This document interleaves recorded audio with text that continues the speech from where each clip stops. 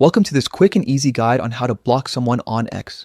Whether it's to stop unwanted replies, remove someone from viewing your post, or just get a little peace and quiet, blocking is the best way to take control of your experience on the platform.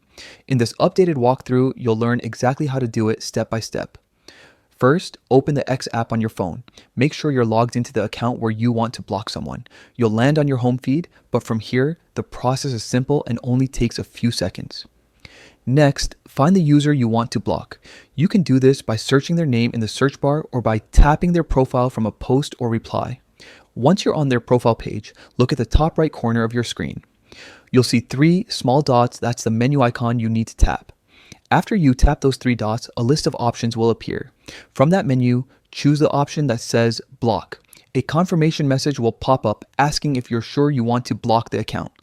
Blocking means that person will no longer be able to follow you, view your posts, or interact with you in any way on X.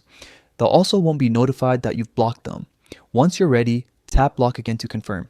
And that's it, you've successfully blocked someone on X.